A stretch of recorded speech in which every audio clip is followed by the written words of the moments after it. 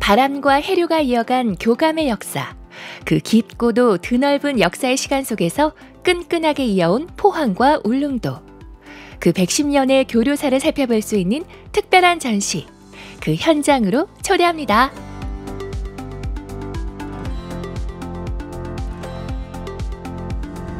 (1969년) 건립돼 수산물 저장고로 사용됐던 포항수협 냉동창고. 이곳이 새로운 문화공간으로 탈바꿈한 이후 해양문화 거점 플랫폼으로서 준비한 첫 번째 전시가 열리고 있습니다. 포항의 이제 인구 분포 중에서 울릉도 출신의 울릉향후의 출신들이 한 3만 5천 명이 넘는 걸로 알고 있습니다. 그리고 이 3만 5천 명의 울릉 출신들이 포항에서 이제 거주를 하고 경제 활동을 하고 울릉도를 왔다 갔다 하면서 이렇게 포항을 제2의 고향으로 여기는데, 포항은 울릉도를 그렇지 않게 생각하는 것 같다 라는 이제 이야기들을 좀 들었었습니다. 그래서 왜 울릉도만 포항을 짝사랑하느냐, 이제 울릉도 분들의 이야기들이 있어서 그렇지 않다. 그리고 이제 포항과 울릉도는 역사적으로도 많은 교류가 있었고, 그리고 그것들을 실증하고 있는 자료들이 있다. 그것을 전시로서 한번 보여주고자 교류 전시가 열리게 되었습니다. 전시의 제목은 포항 울릉 110년의 교류사입니다. 그러니까 물론 이제 그 이전 역사부터 이제 교류가 있었겠지만, 이제 영상과 사진으로 남은 교류사, 본격적인 100길이 열리는 110년의 교류사를 두 개의 바람, 두 개의 해류라는 제목으로 이 전시를 열게 되었고요. 이번 전시에서는 바다가 이어준 포항과 울릉의 옛 역사사진 300여 점을 중심으로 구성해 포항, 울릉의 역사적 우정과 서사를 전달하며 두 지역이 갖고 있는 서로의 기억과 감정들을 공유하는 자리로 꾸며졌습니다. 총 4개의 이제 전시 구성이 되어 있는데요. 첫 번째는 이제 돛을 달고 바다라는 제목으로 지금 보시는 이 공간에서 진행되고 있습니다. 여기서는 울릉도와 포항의 110년의 백길이 어떻게 만들어졌고, 어떤 배들이 이 백길을 거쳐갔고, 그리고 포항과 울릉 주민들의 애환이 어떻게 서려 있는지를 영상과 사진으로 전시한 공간입니다. 두 번째 전시 공간은 물칭칭 사람칭칭이라는 공간인데요. 이 공간은 포항과 울릉 주민들이 공동으로 기억하는 추억의 공간, 추억의 사건들을 담아고 있습니다. 포항 같은 경우는 동민대항을 중심으로 해서 남빈동, 죽도시장 일대가 되어 있고요. 포항 시민들이 또 울릉도를 기억하는 저동부터 시작해서 이 포항과 울릉 주민들이 공동으로 기억하는 공간 속의 변화들을 담아보았습니다. 세 번째 공간은 저희 이제 110년의 울릉도의 이제 변화 모습, 울릉도의 개척사가 있습니다. 그 개척사 속에서 이제 영상과 사진 속에서 울릉도의 모습들이 어땠고, 주민들의 생활상이 어떻고, 그리고 대표적인 울릉도의 산업이라는 그 특산물인 오징어 잡이를 어떻게 했었고, 이런 모습들을 담아서 110년의 울릉도 모습을, 또 아름다운 사계의 풍경을 같이 담았습니다.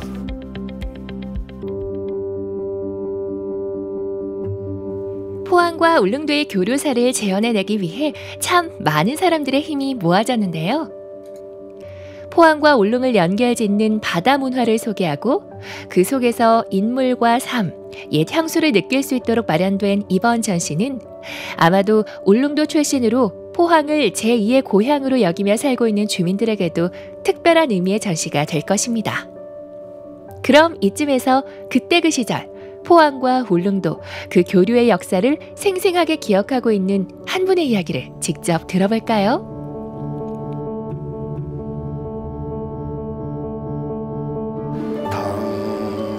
당신과 나 사이에 저 바다가 없었다면 날 두고 떠나지는 않았을 것을. 그 청룡호가 울릉향에 정박해서 스피커로 그때 그 남진이의 가슴 아프게를 틀어줄 때 그 노래가 가슴에 와닿았어요. 예, 바다가 없었다면 얼마든지 왔다 갔다 할 수 있는데 바다 때문에 갈 수가 없고, 또 청룡호를 타야만이 울릉도에서 포항으로 나올 수 있기 때문에 상당히 좀 애잔하고 가슴 아픈 그런 기억이 납니다. 한반도의 내륙과 동해를 연결하는 경계 지점에 있었던 포항은 물자와 소식이 모여 각지로 흩어지는 장소였는데요. 그 시절 바다를 건너 포항에 도착한 울릉도 사람들은 울릉도에 가져갈 생필품과 물건을 꾸리기도 하고 울릉도에서 하지 못한 문화생활도 즐겼답니다. 동해안 해양문화에 대한 설명을 들으며 전시를 관람 중인 시민들. 제가 포항 사람이 아닌데 요거 전시회 보면서 여기 울릉도가 섬인데도 불구하고 여기 육지인 포항이랑 되게 많은 교류도 있었고 뭐 이런 걸 보니까 생각보다 되게 가까운 곳이었구나. 이 구수엽 복합문화공간이 동빈내양에 위치를 하고 있어가지고 이 전시 내용이랑 또 맞닿아서 되게 더 와닿았어요. 왜냐면 창문으로도 배들이 엄청 많이 보여가지고 그래서 이 전시 내용이랑 또 연관이 되어 있는 것 같고 울릉도랑 포항이 친구라는 이미지가 있는데 그 역사 같은 거를 전시를 통해서 또 몰랐던 부분들을 보니까 되게 와닿고 재밌었습니다. 기록에 남겨지지 않은 아득하고 먼 옛날부터 현재에 이르기까지 바람과 해류를 따르거나 거스르며 이어진 포항과 울릉도. 그 오랜 역사와 옛 추억을 소환하고 싶으신 분들 어서 포항으로 놀러오세요. 하나, 둘, 셋. 이번 주 제가 찾아간 길은 어디일까요? 바로 이곳입니다. 오늘 우리가 찾아간 길은 조천은 남조로 바로 교래리입니다. 교래리 하면 유명한 것이 있죠. 바로 토종닭인데요. 유명한 건 토종닭뿐만이 아닙니다. 맑은 물의 고장이기도 한 이곳은 초록숲 피운 거저 사진 명소로도 유명한데요. 촬영 당일에도 사진 찍는 사람들로 가득했습니다. 더워. 와, 날씨 미쳤네, 미쳤어. 습하고 덥고. 아우, 더워. 조 선생님! 일어나봐요. 우리 선생님 죽으면 안 돼. 죽은 사람도 일어나겠다 이렇게 세게 때리면. 요즘 너무 허해진 것 같아. 배도 쏙 들어가고. 이거 뭔가 좀 보충할 만한 또 그런 게 좀 필요한데. 갑시다, 피디님. 갑시다. 이번 주 왜 교래를 찾아갔는지 이유를 아시겠죠? 조천읍 교래를 하면 닭이죠. 닭! 토종닭! 닭 보양식 하면 백숙만 생각했다고요? 아니죠! 교래리에서 토종닭 보양식은 샤브샤브에서부터 시작됩니다. 샤브샤브! 여름엔 이렇게 팔팔 끓는 이런 국물을 먹어줘야 힘이 또 불끈 나는 거죠. 아이고야. 아유. 좋습니다. 나만의 방식으로 먹을 수는 있지만 그래도 우리 또 사장님께, 우리 대표님께 먹는 방법도 좀 이렇게 좀 배워보기도 하고 좀 들어보는 시간을 가져보도록 할게요. 대표님, 사장님, 와, 네. 정렬의 빨간색. 이야, 불타오르네. 와, 사장님. 어디 해병대 나오셨습니까? 아닙니다. 와, 모습은 그냥 해병대인데 너무 멋져요. 네, 감사합니다. 야, 그러면 네. 지금 저희가 닭요리를 먹으러 왔는데 네. 지금 앞에는 지금 펄펄펄 지금 끓고 있습니다. 네. 야, 지금 마늘이 아주 그 마늘도 굉장히 잘게 이렇게 갈아서 넣은 것도 아니고 네. 뭐 조직감이 있게 그 마늘을 이렇게 해놨어요. 이런 이유가 있나요? 마늘 향이 엄청납니다. 마늘을 많이 놔야 왜냐면 이게 지금 순수하게 닭발로만 뺀 육수입니다. 아, 닭발. 예, 닭발 그러니까, 육수. 예, 요게 닭발 육수가 조금 식으면은 좀 비린 맛이 날 수 있기 때문에 그걸 잡기 위해서 마늘을 좀 많이 넣어요. 마늘을 많이 넣는다. 예, 이제 끓으면 이 숙주나물을 야, 그렇지. 이런 맛이지, 이런 맛. 미나리. 노멀 들어가고 닭발 육수에 각종 채소를 넣어 채소 맛을 더해주면 육수 완성입니다. 근이 껍질이에요. 이거는 껍질. 네. 요거는 간. 하긴 이게 간이 나오는 게 좀 신기하네요. 직접 잡기 때문에. 직접 잡기 때문에 예. 신선해서. 네. 요거는 근이. 이거는 근이. 예. 그 모래집. 모래집. 두꺼운 닭 모래집은 푹 익을 수 있도록 미리 담가두니까 좋더라고요. 가슴살은 해놓고 가슴살을 넣고 두세 번만 휘휘 저으세요. 아, 두세 번만. 한 번, 두 번. 아, 여기 소스, 간장 소스가 있는데요. 예. 드셔보십시오. 부드러워. 네. 너무 이거 퍽퍽해요. 가슴살다가. 가슴살 아니네요. 이번에는 또 제 방식대로 먹어보았는데요. 재료가 신선해서 그런지 어떻게 먹어도 다 맛있더라고요. 어때요? 맛이 어때요? 맛있죠? 부드럽고. 샤브샤브로 입맛을 돋았다면 다음 코스로는 토종닭 백숙이 기다리고 있습니다. 야, 와, 이거 이렇게 해가지고 탁 소금 살짝 이렇게 탁 찍어가지고 뜯어야지.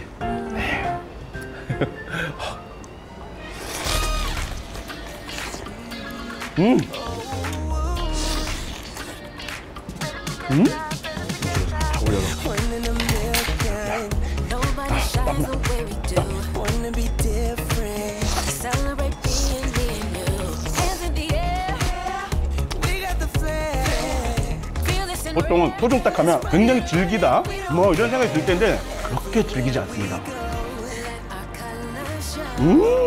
녹두죽. 이 녹두 너무 맛있어. 보통 백숙에서는 찹쌀을 넣어 죽을 써서 주잖아요. 여기에서는 녹두죽을 주더라고요. 녹두는 요즘처럼 폭염이 이어질 때 먹으면 아주 좋다고 합니다.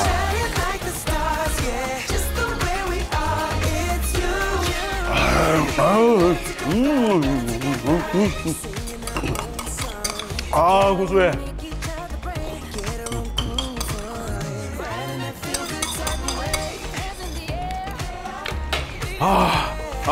땀난다. 여름엔 밥이 보약이다. 여러분, 닭이 보약이다. 여러분, 닭 먹고 힘내세요. 아유, 오늘도 기미가 는다 늘어. 어우, 뜨거워. 피디님, 아유 우리 편의점 가서 좀 물이라도 한 시원하게 마시고 갑시다. 이온 음료라도 좀 사줘 좀. 더워.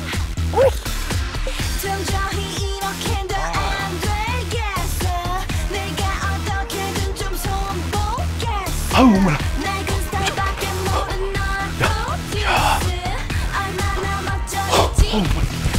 우와, 음료수. 근데 이게 마트에서 왜 이렇게 짜장면 냄새가 나지? 구수한 튀김 냄새가 나나? 달달한데? 일단 좀 앉아서, 이거 중국집인가 봐. 앉아서 메뉴판 좀 봐야겠어요. 자, 군만두, 옛날 짜장, 탕수육. 목마른 게 다 없어졌네. 시원한 냉우동 한 그릇 주세요. 교래리에 토종닭집만 있다는 생각은 그만. 지친 여행자들의 갈증을 해소시켜줄 냉우동과 중화 요리들입니다. 되겠더라고요. 시켰어요. 갈증은 냉우동으로 풀기. 뜨끈한 토종닭으로 몸보신을 했다면 이번에는 시원한 냉우동이로 무더위를 떨쳐내볼까요? 살얼음 동동 띄운 풍미 깊은 육수를 쓰지만 무엇보다 중요한 건 바로 이 면발. 이곳만의 반죽 비율로 뽑은 탱글탱글한 생면이 식감의 맛을 볼 수 있었습니다. 보기만 해도 쫄깃쫄깃해 보이죠? 생면이거든요. 드시기 전에 사장님 그걸 끓겠죠? 네, 먹으면서 바로 그럴게요. 너무 먹음직스러워 보여서 아무 소리가 안 들리더라고요. 이런 맛집이 또 숨어져 있었네? 응? 아유, 참. 일단 사장님에게 제일 궁금했던 것부터 여쭤볼까요?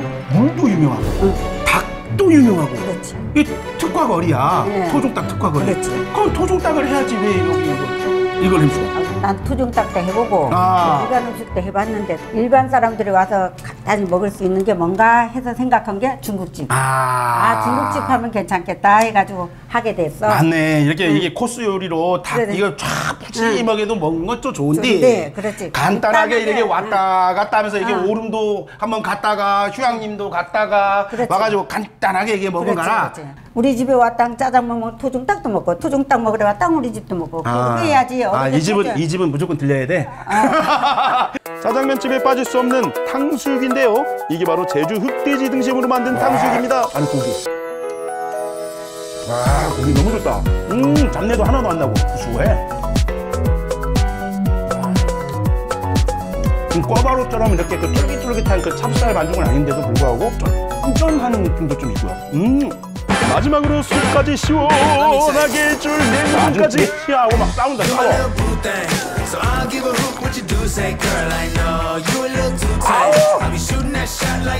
아유야. 이것도 달콤하니 이건 진짜 여름이지. 네, 여러분, 여기 조천읍 교례리 남조로에는 굉장히 걷기 좋은 길들이 굉장히 많아요. 여기는 한 40분 정도의 코스로 제주의 숲을 즐길 수 있는 그런 곳입니다. 짧고 간단히 제주의 숲을 즐긴다. 여기만한 곳이 없을 것 같습니다. 가보실까요?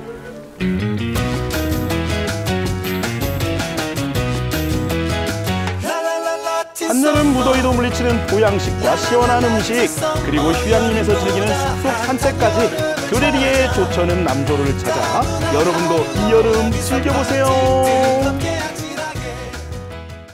명안공주, 익숙하지 않은 이름일 수 있습니다. 하지만 조선제 18대 임금인 현종과 명성왕후 사이의 셋째 딸이자 숙종의 여동생인 명안공주는 온 가족의 지극한 사랑을 받은 공주로 유명한데요. 명안공주와 관련된 보물들이 전시되는 특별한 현장으로 가봅니다.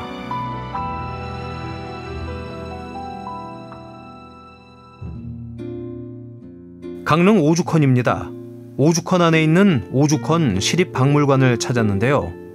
이곳에 고요히 잠들어 있던 보물들이 후세 사람들에게 그 존재를 알리고 있답니다. 바로 사랑받기 위해 태어난 공주 명안 특별전이 펼쳐지고 있는 것. 저희 박물관에서 이제 명안공주 관련된 유물을 지금 소장하고 있고, 그 중에 일부 유물들을 이제 보존 처리하면서 새로운 모습으로 보여드리고자 기획을 하게 됐고요. 특별히 이제 명안공주를 향한 부모와 또 형제의 이 사랑을 통해서 왕실에서는 또 어떻게 이 자녀들을 사랑했는지 관련된 이제 유물들을 이제 보여드리면서 우리도 그런 사랑을 받아왔고 또 우리 모두도 그런 사랑을 받아왔기 때문에 우리 모두가 서로 존중하는 그런 사회가 됐으면 좋겠다라는 그런 마음으로 이번 전시를 준비하게 됐습니다. 조선시대 공주라는 신분만 생각해봐도 여느 양갓집 규수보다 훨씬 곱고 귀하게 자랐을 거라 추측할 수 있지만 명안공주는 그 어떤 공주보다 훨씬 큰 사랑을 가족으로부터 받았다고 전해집니다. 명안공주는 이제 조선 제18대 왕이었던 현종의 막내 딸로 이제 태어났습니다. 그래서 위로 이제 두 언니가 있었는데 두 언니가 1673년에 이제 4월과 8월 한 3개월 반 사이에 천연두로 모두 이제 한 해에 다 사망을 하게 되거든요. 그러다 보니까 이제 막내 딸로 이제 혼자 이렇게 남게 되니까 이제 부모의 그런 사랑과 또 뒤에 이제 현종이 이어서 왕이 되는 숙종이 이제 유일한 외아들이거든요. 그래서 오빠가 굉장히 아꼈던 그런 동생이었고, 특별히 이제 몸이 어렸을 때부터 좋지 않았던 것 같아요. 그래서 더 이제 가족 간의 그런 애착이 더 강하지 않았었나라는 그런 생각이 들었습니다. 애틋함을 넘어 특별한 사랑을 받고 자란 명안공주. 그렇다면 이곳에 전시되어 있는 그녀와 관련된 보물들은 과연 어떤 것들인지 호기심이 발동하는데요. 명안공주의 거처 공간인 명안궁 관련 고문서, 생활용품 등 오죽헌 시립박물관이 소장한 보물 25점과 국립중앙박물관, 한국학중앙연구원 장서각, 그리고 국립고궁박물관이 소장한 30여 점의 다양한 유물을 만날 수 있습니다. 그런데 강릉과 명안공주, 대체 어떤 관계가 있을까요? 강릉하고 명안공주는 이제 직접적인 이제 인연이라고 말하기는 어렵고요. 예전에 이제 근무하셨던 분들께서 이제 작품을 이제 유물을 보시면서 이 굉장히 가치 있는 유물이다라고 이렇게 판단을 이제 하셨던 것 같고, 그때 이제 이제 유물들을 이제 구입해 오시면서 이제 보물로 이제 지정을 이제 하게 됩니다. 그래서 강릉시에 총 45점의 이제 보물이 이제 지정이 되어 있는데요. 이번 전시회는 총 3부로 나눠 구성됐는데요. 1부 조선의 딸바보 현종과 명성왕후, 2부 명안공주 발아기 숙종 그리고 가족, 마지막 3부는 보존과학이 지켜낸 명안공주입니다. 전시장을 쭉 둘러보면 명안공주의 일생이 파노라마처럼 머릿속에 기억될 터, 시간과 공간을 초월해 그 누구라도 생명의 탄생은 존중받아야 하는데요. 조선의 임금과 왕비의 딸 사랑은 과연 어땠을까요? 제일 먼저 눈에 띈 것은 바로 태양아리와 태지석. 저기 이제 작은 이 항아리잖아요. 저기 안에다가 이제 태하고 태반을 이제 넣게 돼요. 그래서 보통 이제 그 안태의례라고 보통 표현하거든요. 이 태를 관리하는 거를. 그래서 편안한 안자를 써서 이제 태를 편안하게 모시면 그 아이의 무병장수뿐만 아니고 나라의 번영도 가져다 줄 거라는 그런 믿음이 여기에 담겨져 있는 거예요. 요거는 이제 현종이 딸의 이름을 적어 장명단자예요. 온희라고 적혀져 있는 게 명안공주 이름입니다. 그래서 이제 이걸 통해서 왕이 이렇게 아이의 이름을 적구나라는 것을 사람들이 생각을 해볼 수 있는 거죠. 2부에선 강력한 왕권을 행사한 것으로 잘 알려진 숙종이 하나밖에 남지 않은 여동생에게만은 한없이 따뜻했음을 알 수 있습니다. 숙종은 이제 사실 조선 왕실에서 절대 왕권을 행사했던 그런 왕이었기 때문에 3번의 이 황국에 걸치면서 그 신하들이 죽임을 당했고 또 장희빈까지 죽임을 당하는 그런 이제 왕권을 행사하게 되는데 본인의 여동생에 대해서는 굉장히 한없이 많은 걸 주고 싶어 했던 오빠였다라고 그렇게 생각이 되고 우리가 흔히 말하는 이제 현실 남매는 아니었다. 동생에게 베푸는 그 어떤 것도 아깝지 않았던 숙종. 명안공주 가래 등록은 이제 오빠가 이제 동생을 시집 보낼 때 이제 그 기록을 남긴 건데요. 우리가 결혼하게 되면 여러 가지 뭐 준비할 것들이 많이 있게 되는데 여기 결혼하기 위한 배우자부터 시작해서 또 결혼을 위해서 준비한 여러 가지 물품들 그런 것들을 어떻게 준비해라라는 기록이 담겨져 있는 그런 이제 책이고요. 위에 있는 조선왕조실록에 또 숙종이 이제 동생을 어떻게 아꼈는지에 대한 내용인데 동생을 이제 시집 보내게 돼야 되는데 집을 지어줘야 되는 그런 거예요. 그래서 당시 이제 1600칸 정도로 이게 보통 공주의 집터를 정해놨는데 왕이 명령한 데 가보니까 1800칸이 넘는 거예요. 그래서 오빠가 정말 많은 걸 해주고 싶었다라고 하는 것을 알 수가 있고요. 또 다른 이제 실록 기사에도 보면 청나라에서 이제 고급 비단이 들어오거든요. 그러면 이제 여동생한테 갖다 주라고 이렇게 명령을 하는 그런 기사의 제목도 나와 있습니다. 하지만 명안공주는 그 복록을 못 다누리고 23 꽃다운 나이에 갑자기 세상을 떠났다고 하는데요. 숙종 13년 5월 공주가 죽자 숙종은 소복을 입고 머리를 풀어 슬퍼했고 열흘간 육식을 안 하겠다고 할 정도였다고 합니다. 당시 예법으론 무척 이례적이었죠. 우리가 이런 특별한 역사를 기억할 수 있는 건 공주와 관련한 보물들이 잘 보관돼 왔기 때문인데요. 지키려는 노력과 함께 보존 과학 덕분이라고 할 수 있습니다. 깨끗하게 보존 처리해 많은 이들과 유물을 공유하고자 노력하는 것. 물론 당시와 똑같을 순 없지만 원형을 유지하는 범위에서 이만큼 관리하고 일반인에게 보여준다는 건 매우 의미 있는 일이죠. 이러한 후세의 노력과 관심이 더해져 조선의 역사가 생생히 기억되고 유물이 잘 전해내릴 수 있는 건데요. 오늘 이곳에서 우린 무엇을 배울 수 있을까요? 명안공주를 향한 이제 부모와 또 형제의 이제 사랑을 보면서 사실 우리는 다 이런 사랑을 받으면서 태어났고 또 그런 사랑을 받을 만한 가치가 있는 분들이다라는 인식을 서로 공유하면서 우리 모두가 서로를 그렇게 배려하고 또 존중하는 그런 성숙한 사회가 됐으면 좋겠다라는 그런 마음을 가지고 있습니다. 평생 온 가족의 사랑을 듬뿍 받았던 명안공주.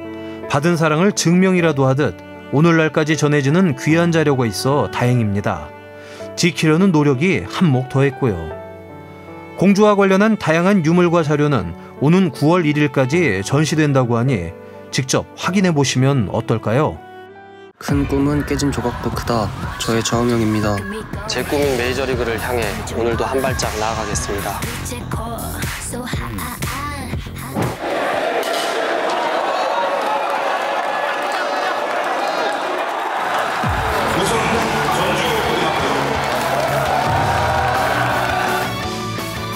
안녕하세요. 전주고등학교 야구부 3학년 투수 정우주입니다.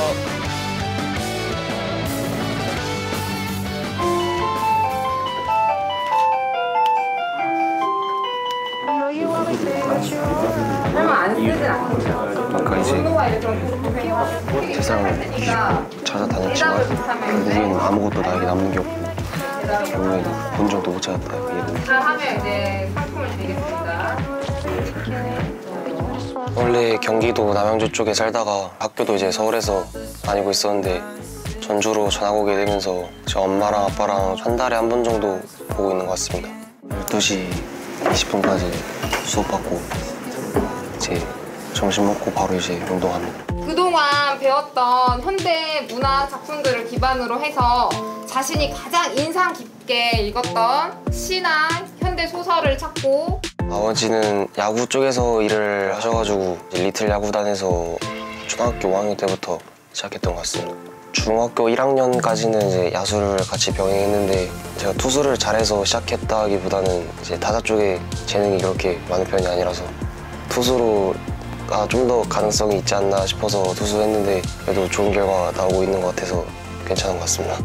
우주 갑시다. 작품은 질투는 나의 힘이라는 작품을 골랐고 그 이유는 이제 자신의 일에 집중하지 못한 채 타인을 깎아내리고 시기하는 일에만 몰두하는 그런 과정이 약간 지금 살아가는 현대인을 약간 묘사하는 것 같아서 이 구절을 적었던 것 같습니다. 야구를 하면서 타인을 시기해 본 적이 있어요?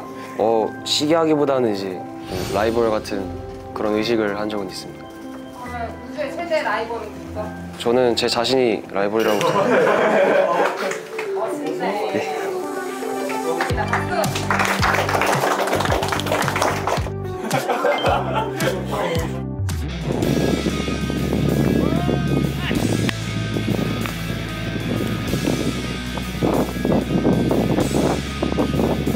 어떻게 야구를 하면 좀 기량이 발전할 수 있을까 했는데 이제 많은 학교 알아보다가 뭐 감독님께서 좋게 말씀해 주셔가지고 여기 오면은 뭐 야구도 많이 늘 수 있고 기숙사다 보니까 야구에만 몰입이 잘 될 것 같아가지고 멀어도 전주를 선택한 것 같습니다. 포근한 팀이라고 좀 느꼈고 아무래도 기숙사다 보니까 팀워크도 좋고 애들끼리 잘 뭉치는 것 같아서 되게 좋은 팀이라고 생각합니다. 그래. 야, 비 맞아도 지금이 훨씬 더 좋아. 이제 정우주 선수가 서울에서부터 뭐 강한 공을 던지고 있다는 선수인지는 알고 있었고 또 주위에서 평이 좋아서 올해 우리 팀이 되게 야수층도 두껍고 선수층이 두꺼운데 확실한 에이스 투수가 한 명이 있으면 전국대회에서 충분히 좋은 성적을 낼 수 있을 것 같아서 저희 팀의 요몬이지만 또 전라북도 내에서도 우승 전주고가 한 지가 너무 오래돼서 우승하고 싶어서 꼭 가서 데리고 왔습니다. 하자. 화이팅!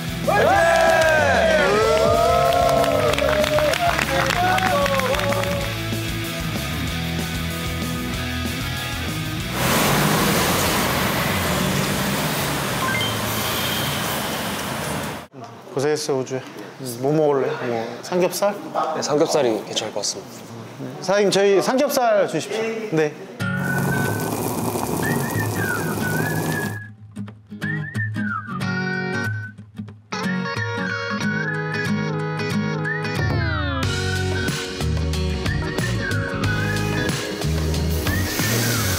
한 번에 다 올려버릴까? 예.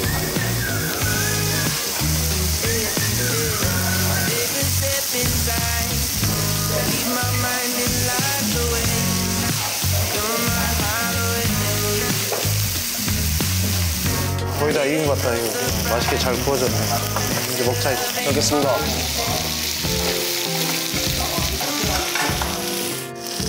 여기 와서 제일 힘들었을 때가 언제예요?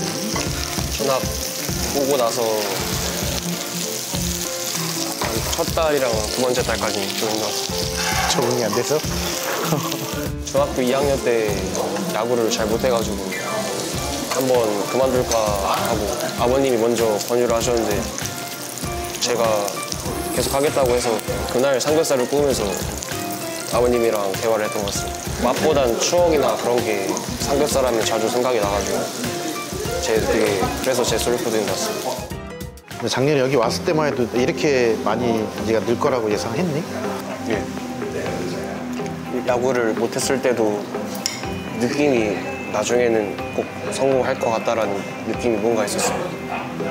전 직구라고 생각합니다. 왜냐하면 이제 제가 시합 때 위기 상황이나 어려운 상황에 처했을 때 제일 먼저 찾는 무기가 직구라고 생각하는데 삼겹살도 이제 제가 힘들 때나 많이 좀 우울할 때 자주 즐겨 먹는 그런 음식 같아가지고 직구라고 생각합니다.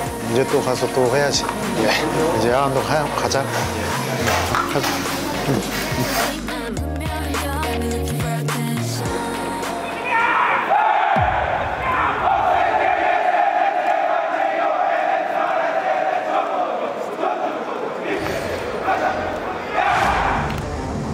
이제 제 커리어에서 고등학교 우승이라는 타이틀을 좀 남기고 싶어서 전주 넘어오고 나서 살찌고 웨이트하면서 근력도 붙으니까 밸런스도 잡히고 고등학교 1학년 때 43까지 나왔고 이제 고등학교 2학년 때 50까지 나왔고 3학년 돼서 이제 56까지 나왔습니다.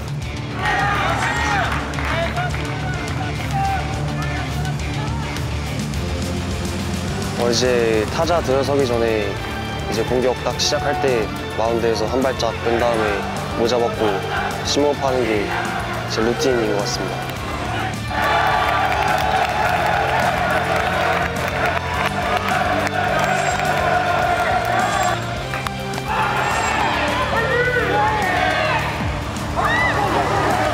저의 장점은 그리고 마운드에서의 여유나 저희 팀 수비를 좀 편하게 하는 그런 게 제 장점이라고 생각하고 항상 성실하고 이렇게 남한테 뒤처지지 않으려고 노력하는 그런 게 제 장점이라고 생각합니다.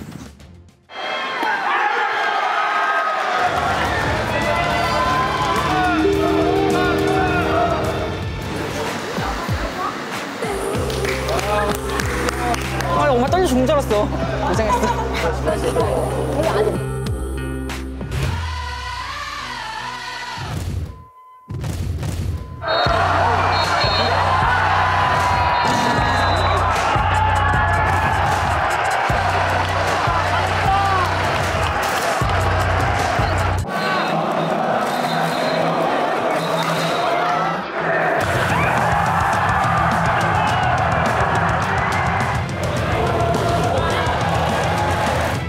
저에게 야구란 스트라이크라고 생각합니다. 이제 에이스는 스트라이크를 많이 던지고 이제 그 경기를 잘 풀어나가는 게 한 팀 에이스라고 할 수 있는데 그 프로가 돼서 또 만약 미국에 진출한다면 거기서도 한 팀 에이스를 맡고 싶기 때문에 저 스트라이크라고 생각합니다.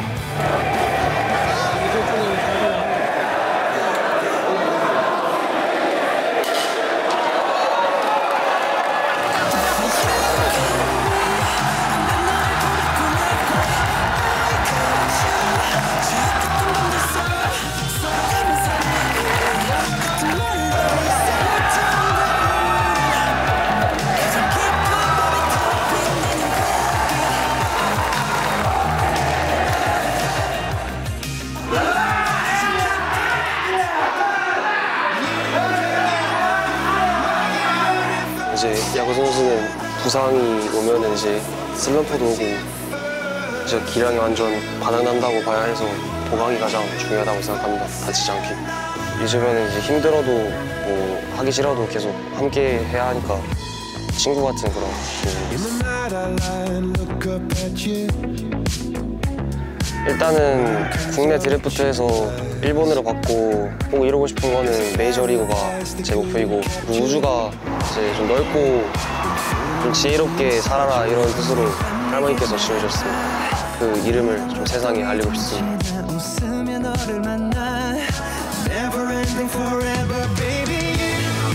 덜 떨어지는 부분도 있고 재밌고 진짜 은근 츤데레기도 하면서 슬플 때 위로해주고 우주 형 꼭 전체 1번 받아서 저한테 장비 좀 많이 사주십시오.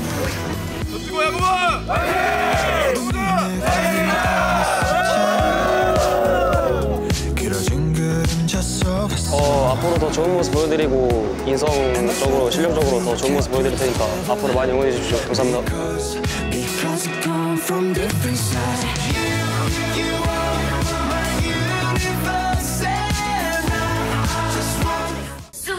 Super 세계로 휩쓸고 있는 K-팝은 가요라는 의미를 넘어 하나의 장르가 됐는데요.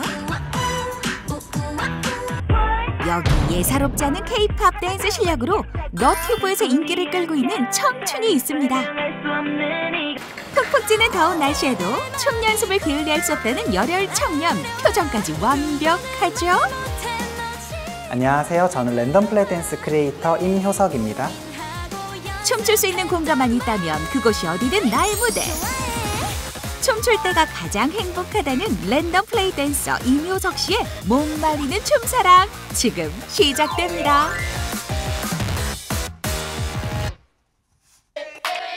늦더위가 기승을 부리는 8월의 중턱. 구미에서 임효석 씨를 만났습니다. 발길 닿는 곳이 무대라는 효석 씨는 걸을 때도 이렇게 에너지가 넘칩니다. 지금 어디 가시는 길이에요? 저는 지금 춤 연습하러 연습실 가는 길이에요. 제가 연습실이 따로 없어서 지금 지인이 운영하는 가게에서 브레이크 타임을 이용해서 지금 연습하고 있거든요. 지금 빨리 가봐야 돼요. 빨리. 요즘처럼 더운 날씨에 춤 연습 공간이 있다는 것만으로도 행복하다는데요. 몸이 깃털처럼 가벼운 청춘이지만 시작 전 몸풀기 운동은 필수. 멋진 춤선을 왜 빼놓을 수 없는 요 특별 장비까지 착용합니다. 이 신발이 바닥이 너무 안 미끄러워서 이 춤추기에 너무 불편하더라고요. 그래서 양말을 신어서 조금 부드럽게 만들려고 합니다. 부끄럽네요, 조금. 군대 제대 후 본격적으로 너튜브 활동을 시작한 효석 씨. 학창 시절 몇 차례 댄스 수업을 받은 것을 제외하곤 거의 독학으로 춤을 익혔다는데요. 그 실력 한번 볼까요?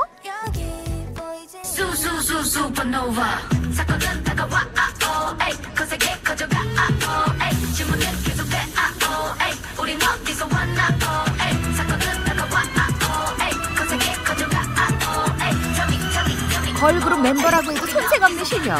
근데 랜덤 플레이 댄스는 어떤 장르인가요? 네, 랜덤 플레이 댄스란 K-팝 음악이 무작위로 나오는 가운데 카운트다운과 함께 춤을 추는 형태라고 생각하시면 됩니다. 이게 아는 노래가 나오면 사람들이 다 같이 나와서 춤을 추고, 그리고 모르는 노래가 나오면 다른 사람들이 나와서 춤추는 걸 보고 응원하는 하나의 플래시몹입니다. 아는 노래가 나오면 자발적으로 나서서 리듬에 몸을 맡기는 랜덤 플레이 댄스. 경연이 아니기 때문에 승자도 패자도 없죠. 6살 때부터 춤의 재능을 보인 효석 씨. 학창 시절엔 댄스 스타로 이름을 날렸는데요. 당시 핫했던 10미닛이 어린 소년의 마음을 요동치게 했습니다. 10분 안에 관중들을 사로잡는 춤의 매력. 친구들이 쉬는 시간에 운동을 할 때도 춤생춤사, 효석 씨는 오로지 춤 연습만 했다는데요. 어릴 때부터 갈고 닦은 실력이지만 동작 하나까지 허투루 흘리는 법이 없습니다. 이거 아니고 이거? 꼼꼼하게 체크하시네요. 네, 이게 춤이 정확해야 돼서 앞으로 나가는지 옆으로 나가는지 이런 거를 하나하나 꼼꼼하게 체크해야 됩니다. 하루에 어느 정도 연습하세요? 저는 한두 시간씩 연습하는 것 같고요. 이게 새로 외우는 것도 있지만 미리 외워뒀던 걸 반복해서 머리에서 끄집어내는데 굉장히 오래 걸립니다. 그래서 길거리 다닐 때나 집에서도 한 번씩 시뮬레이션을 하는 편이에요. 입시 스트레스도 춤으로 풀었다는 효석 씨. 교사가 되겠다는 꿈을 갖고 사범대학교 역사교육과에 입학했죠. 하지만 시간이 갈수록 춤에 대한 애정이 더 커졌고 고민을 해결해주는 프로그램에 출연까지 하게 됩니다. 무슨 일로 왔어? 제가 지금 교육과를 다니고 있어요. 사범대 교육과를. 근데 이제 춤을 좋아하는데 춤과 관련된 직업을 할지 교사가 할지 고민이라서 교사라는 꿈을 지금 현재 잠깐 접어둔 상태인데요. 교사라는 꿈을 접은 건 아깝진 않습니다. 왜냐하면 전 제가 좋아하는 춤을 추고 그 열정을 다하고 있기 때문에 나중에라도 이 춤과 교사라는 직업이 함께 접목될 수 있는 그런 일을 한다면 더욱 좋을 거라고 생각하기 때문에 아깝지 않습니다. 춤 연습을 마친 효석 씨가 근처 조용한 카페를 찾았습니다. 1인 크리에이터로 활동 중인 만큼 영상 편집과 업로드는 무엇보다 중요하죠. 조회수가 곧 인기의 척도인 너튜브 세계에서 효석 씨는 랜덤 플레이 댄스 간판 스타입니다. 네, 주변에서도 너무 감사하게 좋은 반응을 많이 주셔서 현재 지금 SNS상에서는 올릴 때마다 조회수 1만회는 넘는 것 같아요. 그 중에서도 조회수가 가장 높은 건 1,800만 뷰를 기록했는데 사실 너무 감사드리고 제가 이 일을 정말 잘 시작했구나, 정말 보람차다는 기분을 많이 느낍니다. 힘든 점 많죠. 더울 때 밖에서 춤추고 이러는 것도 힘들고 운영하는 면에서도 힘들지만 그래도 저를 좋아해 주시는 분들을 보면서 저도 더 힘을 얻고 이렇게 열심히 이어나갈 그런 다짐을 합니다. 토요일 오후 대구의 한 놀이공원. 시원하고 짜릿한 주말을 보내고자 모인 사람들로 가득한데요. 이곳에서 깨발랄 효석 씨를 만났습니다. 네, 저 여기 2달 전에 이곳에서 홍보 영상 요청이 들어와서 커버 댄스랑 여러 영상 좀 찍으려고 왔어요. 오니까 기분 어때요? 저 2년 만에 오는데 오랜만이라 너무 설레고 지금 기분이 완전 짜릿합니다. 오늘 효석 씨의 무대는 놀이공원. 홍보 영상으로 담아야 하기에 꼼꼼한 체크가 필요하죠. 감독님 그거 조금 낮춰갖고 조금 키 약간 비율 좋아 보이게 나와야 돼서 뒤에 배경이랑 같이 나오게 한번 찍어주시면 돼요. 놀이공원과 커버 댄스가 찰떡처럼 조화를 이루는 것이 핵심이라네요. 효석 씨는 사람들의 시선을 한 몸에 받으며 춤을 출 때 더 할 수 없는 희열을 느낀다는데요. 천상무대 체질입니다. 2년 동안 활발하게 활동하다 보니 이제 제법 알아보는 팬들도 생겨났습니다. 팬이 이제 사진 한번 찍어요. 네네네. 효석 씨는 특히 어린이 팬들에게 인기가 많네요. SNS에서 즐겨보고 있는데 실제로 보니까 진짜 잘 추시는 것 같아요. 저희 애가 너무 팬인데 오늘 직접 춤추는 것도 보고 촬영도 하는 거 봐서 너무 좋았습니다. 혼자서 연습할 때는 사실 그냥 연습하는 느낌이 더 많은데 사람들 앞에서 하면 진짜 제가 무대에 선 것 같고 되게 기분이 좋죠. 효석 씨의 활약은 여기서 끝이 아닙니다. 지역의 명소를 소개하는 브이로거로도 활동 중이기 때문에 이렇게 생생한 축제의 현장도 담아내는데요. 효석 씨에겐 하루하루가 즐거운 축제입니다. 네, 앞으로 많은 곳에서 촬영하고 싶고 또 다양한 모습을 사람들에게 보여주고 싶어요. 그리고 긍정적인 영향을 여러분에게 끼치는 사람이 되고 싶습니다. 때론 무대의 주인공이 되고 때론 무대 아래서 힘껏 호응해주고 경쟁이 아니라 화합하는 랜덤 플레이 댄스에서 많은 걸 배운다는 효석 씨. 앞으로 펼쳐질 빛나는 내일을 응원합니다. 성냥 사세요. 성냥 사세요. 성냥 사세요. 성냥 안 써. 성냥 필요 없으세요?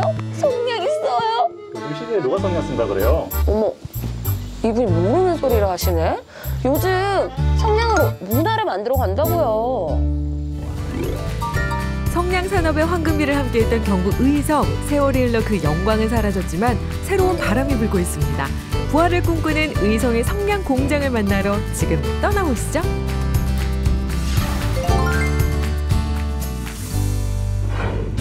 의성 근대문화의 중심지 원도심. 지역 경제를 담당한 곳이니만큼 이와 관련된 장소도 많은데요. 요즘 세대에는 쓰이지 않아서 많이 잊혀졌지만 옛날에는 모든 집에서 다 가지고 있었던 필수품이었던 이 성냥. 그 성냥 공장이 의성에 끝까지 남아 있었다고 합니다. 그래서 오늘은 선생님 모시고 이야기를 한번 들어볼까 합니다. 선생님! 안녕하세요. 안녕하세요. 아니 저희 성냥 공장 구경 좀 시켜주세요. 네, 한번 들어가 보시죠. 네, 얼른 보여주세요. 여러분도 성냥 공장 투어 함께 출발해 볼까요? 성냥이 생활 필수품이던 시절 하루 생산량만 15,000갑이 넘을 정도였다고 하니 정말 대단하죠? 공장이 규모가 어마어마하네요. 진짜 크네요. 성냥 공장에서 일하셨던 분들이 상근으로는 162명까지가 최대로 많이 오셨고요. 네. 그리고 비상근으로는 최대 200, 합쳐서 200명. 공장이 처음 지어진 이후 성냥 수요가 갈수록 증가했는데요. 주 야간으로 공장이 가동되었고 근무자는 통근버스로 출퇴근이 이루어질 정도로 호황을 누렸던 곳이 바로 이곳입니다. 야, 아니 근데 기계가 저쪽에서부터 저기까지 엄청 길게 이어져 있거든요. 그러니까 이 공간 안에서 많은 성냥들이 만들어졌었다는 거죠? 여기는 충목부라고 성냥을 때 가장 중요한 공간이고요. 밖에서 나무를 적재해서 그 나무를 자른 다음에 가지고 오면은 여러 기계들을 통해서 성냥의 나무 개비 부분, 충목 부분이 완성이 되는데요. 윤정기 기계는 충목에다가 두약을 묻혀주는 기계예요. 그 기계를 거치면 성냥이 최종적으로 완성이 됩니다. 공장 내부를 둘러보면 아직도 그 시절 풍경이 고스란히 남아있는데요. 나무를 선별 재단하는 곳도 마치 얼마 전까지 작업한 것처럼 사람의 흔적이 묻어 있습니다.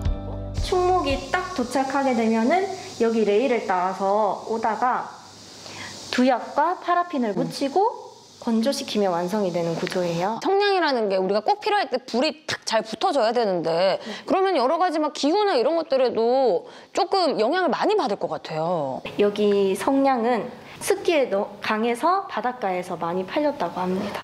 그렇게 인기가 많았던 성냥, 대체 물품이 생기면서 생산량은 급격하게 줄어들었는데요.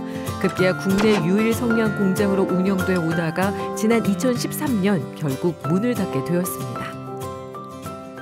저는 뭐 79년도, 80년도에 그 가지고 한 20몇 년을 했죠. 와, 거진 30년 하셨고 그러면 어머님은? 나는 몇 년도에 들어왔던 확실한 건 모르고 한 25년은 와, 근데 그러면은 그때 그 시절에 이렇게 큰 공장은 거의 없었지요. 요 하나뿐입니다. 와, 그러면 그때 그 잘 나갈 때 한참 바쁠 때는 아버지 좀 어땠어요? 많이 만들었죠. 바쁠 때는 뭐 해외에 되게 되면 야간도 하고 잔업도 하고. 그래 이게 그렇게 잘 나왔는데 나이트 들어오고 나이트 나오고 보다는 안 되죠. 그렇게 사라질 것만 같던 의성 성냥 공장. 과거 근로자들은 해설사로, 주변 마을은 마을 벽화로 변신을 거듭하고 있습니다. 의성에 마 지금이야 사람 없지 옛날에 사람 얼마나 많았는지 아나? 모릅니다.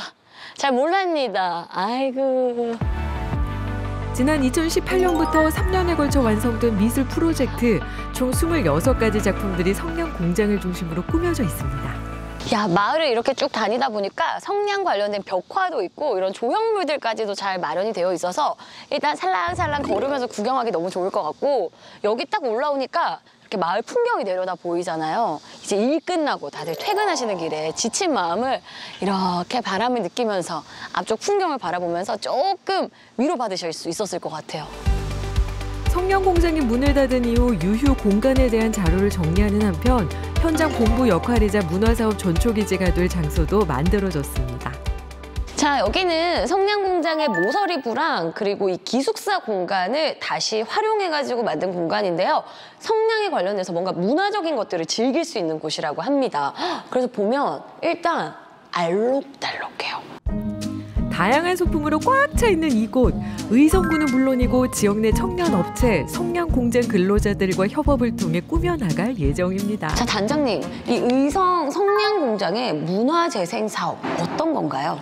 성냥 공장이었던 의성에서의 특별한 근대 산업이었던 곳을 어떻게 하면 21세기의 새로운 공간으로 어떻게 새로운 사용자와 주민들에게 접근할 건지에 대해서 고민하는 사업입니다. 성냥 공장의 요소들을 전시관으로 바꾸고요. 그래서 외부인을 초대할 것이고 또 주민분들은 그런 공간들을 지지하고 활용하고 사용할 수 있는 공간으로 만들어가고 있습니다. 그럼 1차 조성 공간에는 과연 뭐가 있을까요? 아이들의 그림이 들어간 스카프나 성냥 공장 스토리북도 인기지만 성냥갑 그리기도 놓칠 수 없습니다. 성냥갑에 대한 향수와 함께 자신만의 작품을 만들어가는 재미, 여기에 문화를 같이 꾸미는 즐거움까지 꼭 한번 해보시기 바랍니다. 내 그 성냥갑이 왔을 때 걸려 있을 수도 있는 거지. 여러분 반가워해주세요. 어머 이거 그 친구가 그린 거 아니야? 생각보다 괜찮은데? 하실걸요? 또 이런 게 멀리서 보면 멋지거든.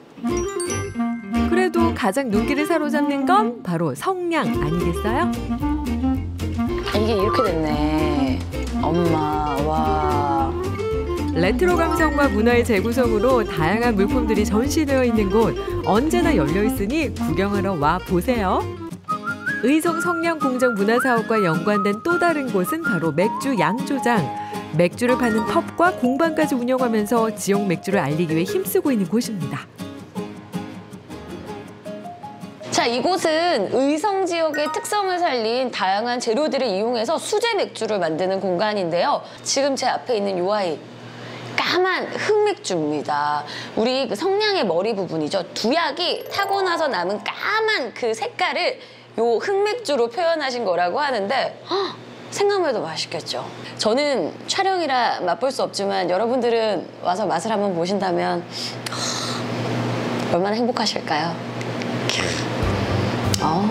좋다.